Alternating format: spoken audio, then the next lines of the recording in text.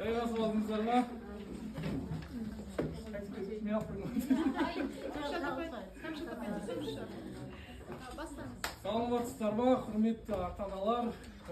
Бүгінгі біздің мен көрсетейін деп тұрған бір жағдаяттық тәсіл. Мысалға, барлығымыз ата-анамыз өмірге бала алып келеміз, иә. Бала өмірге келгенде осындай бізде пәк болады. Әппақ, тап-таза судай пәк болады. Енді бізде қазіргі таңда зорлық-зомбылық неден көбейеді?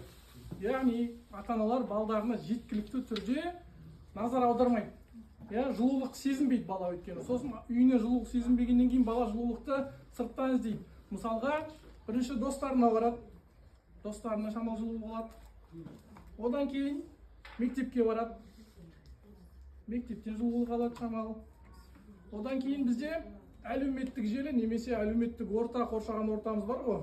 Солардан жылулық алады. Одан кейін үй жағында кім бар бізде? Көршілер, туысқандар бар. Солардан да жылулық алады. Бірақ қанша жылулық алғанмен, уже бағанағы біздің пәк баламыздың несі өзгеріп кетті? Түсі өзгеріп кетті, яғни түзу жолдан тайып кетті деген сөзіміз баламыз. Санасы, мінез құлқы өзгеріп кетті. Енді бұл жағдайдың алдын алу үшін біз не істейміз? Яғни бұл жағдайда біз тек ата-ана өзіміз ғана ембіз балаға, өзіміз ғана емдей аламыз. Азанда Siz ne istiyorsunuz осы жағдайда?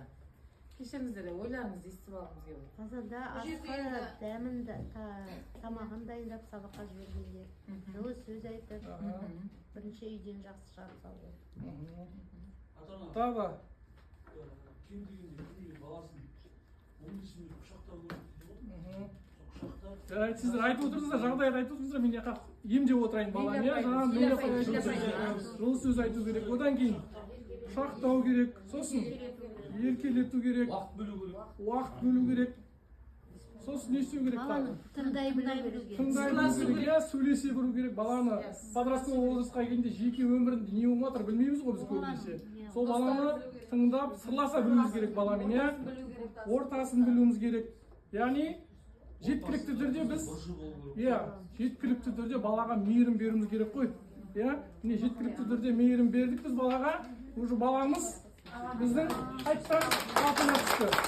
Енді қараймыз, мынау біздің баламыз, мынау қоғам деп алайық.